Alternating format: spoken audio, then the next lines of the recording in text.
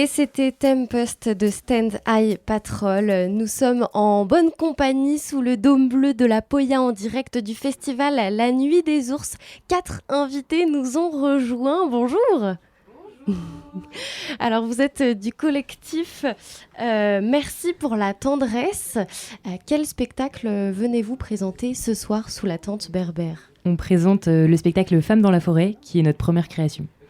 Première création, donc vous venez d'entendre au micro Anouk et puis à côté donc Nina et peut-être que Margot et Cara interviendront un petit peu plus tard. Alors Femmes dans la forêt, il y a un petit synopsis dans le prospectus du festival, mais je pense que vous êtes les mieux placés pour parler du festival et essayer de résumer sans trop en dire. Est-ce que Nina, tu pourrais oui, bien sûr. Déjà, nous, à la base, Femmes dans la forêt, on a créé ce spectacle dans une version en salle d'1h15. Et là, pour la Nuit des Ours, on a proposé une version de 20 minutes qui était du coup censée se jouer dans la forêt. Et donc, à cause des conditions météo, on a décidé donc de jouer dans la tente berbère. Et c'est l'histoire d'une femme qui est submergée par son quotidien et qui fuit dans la forêt. C'est pour ça que ça avait beaucoup de sens de jouer en extérieur. Mais du coup, le spectacle se divise vraiment en deux parties. Une partie plus citadine, plus sur l'envahissement de la ville, et une partie quand notre personnage fuit dans la forêt, qui est un personnage qu'on interprète toutes. On est toutes au plateau et on joue toutes le même personnage, donc il y a Madame Dupont. Et donc ce soir, on fait les 20 minutes à partir du moment où elle arrive dans la forêt. Ça doit être hyper physique et même demander énormément de réflexion de concentrer tout ça, toute cette histoire en 20 minutes. Oui, le spectacle est physique déjà en lui-même. Voilà, et oui, c'est une partition physique. Et en même temps, ça demande beaucoup d'écoute, de jouer à 4. Le texte est très fragmentaire, donc c'est beaucoup d'enchaînements de courtes répliques. Donc c'est aussi... Mais après, ça avait aussi beaucoup de sens de le jouer là dans cet endroit. On a testé un premier filage hier sous la tente, et c'est vrai que même si on n'est pas forcément dans le cadre, en pleine nature directement comme c'était initialement prévu, il y a vraiment un espace qui fonctionne très bien avec ces 20 minutes de spectacle, avec beaucoup de sons environnants, l'ambiance aussi très tamisée de la tente qui, je pense, va vraiment avec l'idée... de cette fin et aussi l'idée d'être ensemble, parce que c'est aussi un spectacle sur la sororité et donc je pense que le cadre de cette tente tous ensemble ce soir va très bien se lier à cette idée. Ouais. Et alors ce personnage, cette Madame Dupont, comme tu disais, comment vous l'avez créée ? Est-ce que vous avez toutes les 4 donné un petit peu de votre imagination pour créer cette pièce, ou comment ça s'est fait ? Non, alors en fait, Femmes dans la forêt, c'est un texte d'une autrice qui s'appelle Julia Haini. Mais là où nous, on a eu une influence, c'est que le texte n'est pas distribué. Et donc, c'est nous qui avons tissé à l'intérieur de ce texte une distribution en fonction d'éléments dramaturgiques, aussi d'éléments pragmatiques, et aussi en fonction de nos personnalités d'actrices de chacune. Ouais. Et ce choix-là, Femmes dans la forêt, c'est ça ? Ouais. Ça s'est fait il y a longtemps. Comment vous avez sélectionné ce texte-là en particulier ? En plus, il n'était pas distribué, donc pas forcément adapté à ce format. Voilà, comment ça s'est fait tout ça, Anouk ? Nous, on s'est rencontrés en septembre 2022 et on a commencé à travailler sur ce texte spécifiquement en fin d'année, donc décembre 2022, janvier 2023. Non, septembre 2021. On s'est rencontrés en septembre 2021, on a commencé à travailler sur ce texte en décembre 2021, janvier 2022, donc c'est une création 2022. Et en fait, on a découvert le texte, on a découvert l'autrice d'abord aux Journées du matrimoine à Montreuil, qui est donc une journée qui est dédiée aux autrices. Et on a découvert le premier texte de cette autrice qui s'appelle Femme disparaît. Et ça nous a complètement plu, et grâce à une metteuse en scène qui s'appelle Véronique Bellegarde, qui travaillait donc Femme disparaît, elle nous a parlé de Femmes dans la forêt, qui est du coup le texte que nous on a choisi d'adapter, de mettre en scène. Et c'était important pour vous d'avoir cet aspect sororité dans votre spectacle aussi, dans votre représentation, pardon. Et peut-être vous pouvez rappeler aussi ce que ça signifie pour les auditeurs et les auditrices qui ne le savent pas. Alors oui, absolument. Déjà, peut-être sur le fonctionnement de nous, notre compagnie, on est un collectif en non-mixité féminine. Donc évidemment, ça a beaucoup de sens pour nous de se pencher sur la sororité, et on a un fonctionnement qui est un peu particulier, qui est qu'en fait, on met tout en scène et on est tout au plateau, et on a vraiment un fonctionnement horizontal, donc tous les choix sont faits collectivement. Donc déjà, je pense que cette notion de sororité-là, elle résonne par rapport à nous, notre fonctionnement pragmatique. Je sais pas si on peut rajouter d'autres choses. Oui, par rapport au spectacle et à la sororité, il y a quand même cette idée que notre personnage est poursuivi par une horde de femmes menaçantes et mystérieuses. Et donc c'est un peu la notion que même dans le féminisme et même dans la société, entre femmes, on n'est pas toujours copines, quoi. On n'est pas toujours amies, on est même plutôt des ennemis, quoi. Alors qu'à la fin du spectacle, il y a un vrai mouvement de reconnexion à soi-même, au monde, au réel, à la nature et aux autres femmes. Elle part, vous le verrez peut-être ce soir, mais... Ah non, j'en dis trop. Non, je sais sais pas. Je peux dire que ça se conclut vraiment que le tout dernier monologue de notre spectacle, disons-le, se conclut vraiment sur cette idée de sororité et d'unisson. Et de faire communauté avec les autres femmes. Donc oui, pour nous, c'est hyper important. Donc la nature a une place omniprésente finalement. Absolument. Elle trouve la solution dans la forêt, c'est ça ? Oui, c'est ça. C'est le dénomination. En fait, c'est déjà à la base c'est une fuite, et ensuite elle choisit d'habiter là, de rester là et de faire corps avec cette forêt et ces autres femmes. Et cette reconnexion à soi, elle passe par deux éléments. En fait, elle passe par la nature, donc par l'environnement dans lequel elle se retrouve d'un seul coup, alors qu'elle a toujours vécu en ville. Enfin, c'est vraiment une femme de ville qui se retrouve catapultée dans la forêt et qui vit dans cet environnement, et aussi par l'importance de la violence, qui est enfin là c'est pareil, on va pas vous donner l'élément, mais dans cette forêt, c'est le lieu d'un drame et d'un événement de grande violence, qui est en fait la première étape de sa reconnexion à elle, et à partir de ce moment-là, dans la forêt et avec les autres femmes, entourée de la nature, elle peut se reconnecter à elle-même. C'est ça. Et dans le cadre de la Nuit des ours, c'est vrai que, comme vous le disiez au début de l'interview, ça a tout son sens, puisqu'on est quasiment au milieu de la forêt. On aurait été au milieu de la forêt sans la pluie qui tombe. Comment vous êtes tombé sur cet événement, le festival La Nuit des ours ? En fait, c'est Bruno Boucagol qui nous a contactés directement. Nous, on n'avait pas du tout connaissance de cet événement, et en fait, il est tombé sur la communication de notre spectacle et il nous a écrit. Et à ce moment-là, on jouait au Théâtre El Duende à Ivry en janvier, et donc il est venu avec une partie de l'équipe de La Nuit des ours pour voir le spectacle. Et à partir de là, on a eu l'occasion d'échanger avec lui pour pouvoir réfléchir à cette proposition en pleine nature. Et juste pour revenir sur la question de la sororité, du coup, que vous matérialisez dans votre représentation, est-ce que cette sororité elle est aussi importante dans le milieu de l'art Est-ce que c'est pour ça aussi que vous êtes un collectif en non-mixité, parce que justement, c'est aussi quelque chose que vous recherchez par votre pratique artistique? C'est vraiment l'idée en fait d'allier à la fois le sujet de notre création et de notre recherche, et en même temps les conditions de fabrication de celle-ci. En fait, on est à la fois, on cherche la sororité à la fois dans le cadre de la production et la création de notre spectacle, et en même temps dans ce qu'on veut dire et dans les images qu'on choisit. Je pense que ça se joue à ce double niveau-là. Ouais, complètement.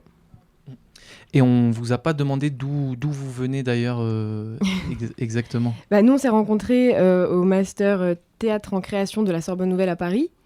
Donc on s'est rencontrés à Paris, mais nous venons, ma foi, de régions diverses. Je sais pas, on fait un tour des régions. Un petit tour, c'est toujours intéressant de savoir d'où viennent les personnes qui viennent à la Nuit des ours. Moi, je viens de Normandie. De Normandie. Ah, je vois une supportrice dans le studio, Marie. Moi, je viens du sud de la France, du Var. D'accord. Ah oui, c'est très divers, effectivement. Attends, Moi, je viens du Piémont, en Italie. Ok. Et moi, je viens de Dijon, en Bourgogne. Ok, donc vraiment, on a un petit aperçu géographique de votre provenance. Et oui, du coup, vous vous êtes rencontrés en études, c'est ça? C'est ça. En fait, le master théâtre en création, c'est un master un peu particulier qui allie vraiment théorie et pratique. Et du coup, l'objectif de cette formation, c'était de créer un spectacle à la fin de l'année en collectif. Donc ça nous a aussi beaucoup influencé sur notre identité. Mais donc on a créé Femmes dans la forêt dans ce cadre, en fait, premièrement. La toute première version. Voilà, donc en juin 2022. Et ensuite, à la rentrée en septembre 2022, on a choisi de se constituer en tant que collectif hors du cadre universitaire et de reprendre le spectacle de manière professionnelle.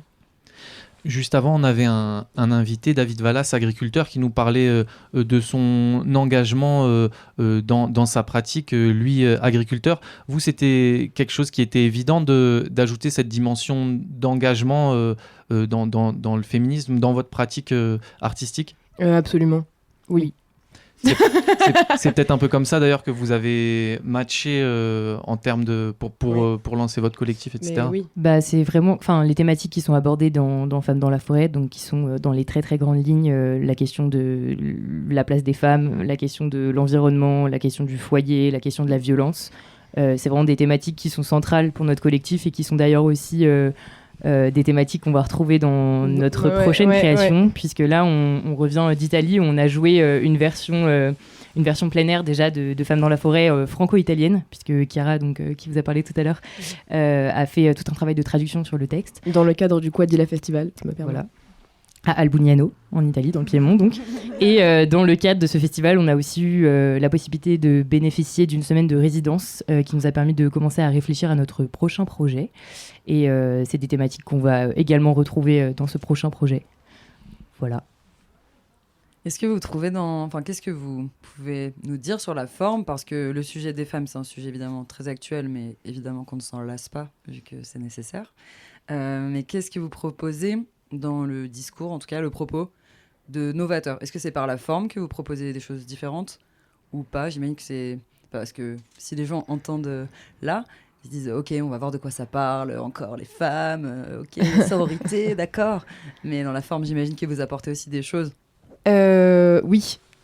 Bah, du coup, comme je disais tout à l'heure, le texte, il est fragmentaire, mais je sais pas si on se rend bien compte, c'est l'idée qu'il y a que des petits bouts de phrases à la suite.